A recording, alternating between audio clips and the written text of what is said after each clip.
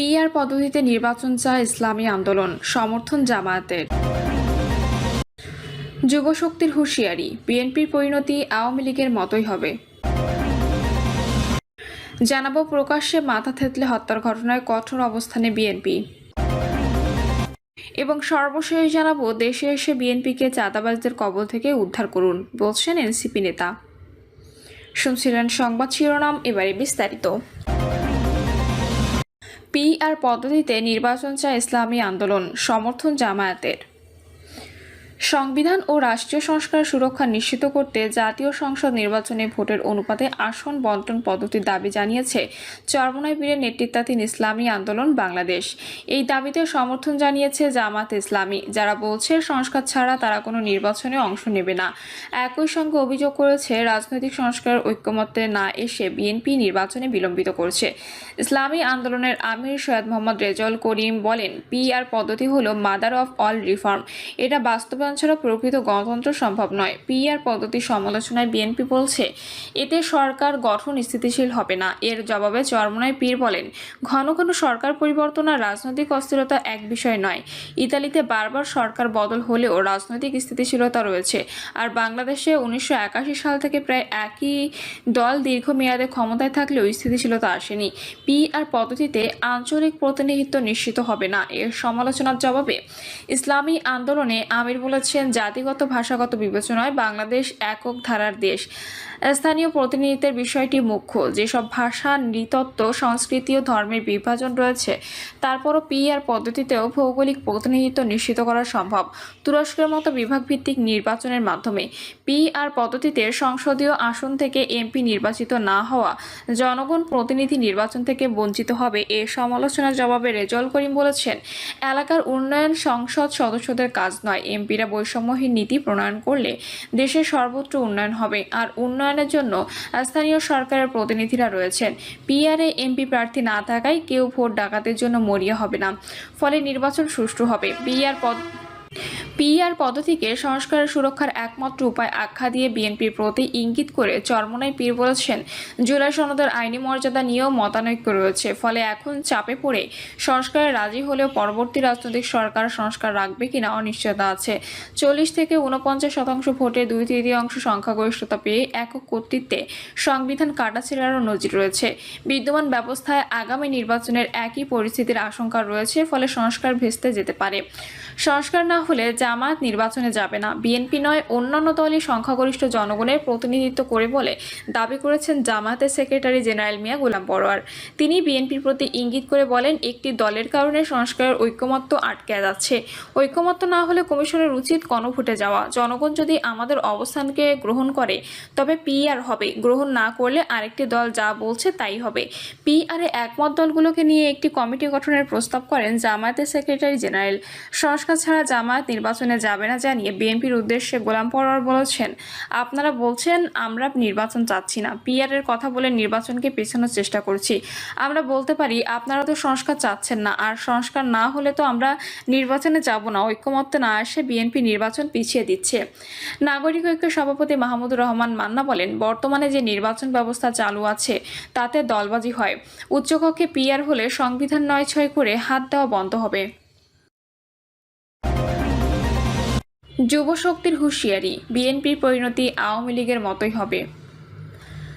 জাতীয় নাগরিক পার্টির যুব সংগঠন জাতীয় যুবশক্তির আহ্বায়ক তারিকুল ইসলাম বলেছেন, বিএনপি দেশ জুড়ে চাঁদাবাজি ও সহিংসতা বন্ধ না করলে তাদেরও আওয়ামী লীগের মতো পরিণতি ভোগ করতে হবে। তবে তারা চাইলেও এটা বন্ধ হবে না, কারণ চাঁদাবাজি বন্ধ হয়ে গেলে বিএনপির 90% নেতাকর্মী আর দল করবেন না। তারিকুল ইসলাম বলেন, বর্তমানে চাঁদাবাজি হচ্ছে বিএনপির একমাত্র আয়ের উৎস। অন্তর্বর্তী সরকার বিএনপির ভয়ে কাতর হয়ে আছে। এই পরিস্থিতিতে কখনোই আমরা নির্বাচন প্রত্যাশা করতে পারি না। তাই বিএনপিকে সারা দেশে তাদের সহিংসতা বন্ধ করতে হবে। তা না হলে আওয়ামী লীগের মতো বিএনপি এবং এর অঙ্গ সংগঠনকে পরিণতি ভোগ করতে হবে। প্রকাশ্যে মাথা থেতলে হত্যার ঘটনায় কঠোর অবস্থানে বিএনপি। পুরান ঢাকার মিটফোর্ড হাসপাতালের সামনে প্রকাশ্যে মাথা থেঁতলে হত্যাকাণ্ডের ঘটনায় কঠোর অবস্থান নিয়েছে বিএনপি। এই ঘটনার সঙ্গে জড়িত কাউকে ছাড় দিচ্ছে না দলটি। এমনকি এ ধরনের ঘটনা যাতে আর না ঘটে সেজন্য দল শুদ্ধি অভিযান চালানোর সিদ্ধান্ত নিয়েছেন দলের শীর্ষ নেতারা।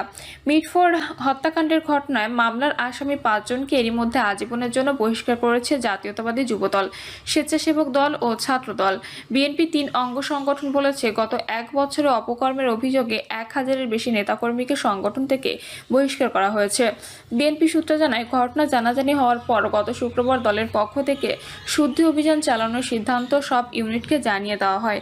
বিএনপির স্থায়ী কমিটির সদস্য সালাউদ্দিন আহমেদ বলেন, দলের জেলা থেকে শুরু করে তৃণমূল পর্যায়ে একটি শুদ্ধি অভিযান চালানোর সিদ্ধান্ত নেওয়া হয়েছে।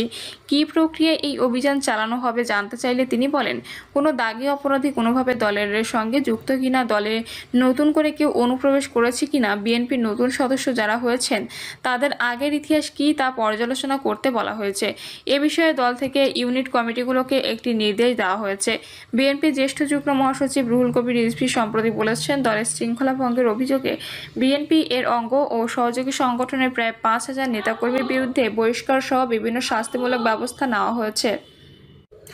রিজভী গতকাল রাজধানীতে এক অনুষ্ঠানে বলেন, মিটফোর্ডের ঘটনায় বিএনপি বা বিএনপির অঙ্গ সংগঠনের নামে যাদের নাম পাওয়া গেছে তাদের রাতেই আজীবনের জন্য বহিষ্কার করা হয়েছে।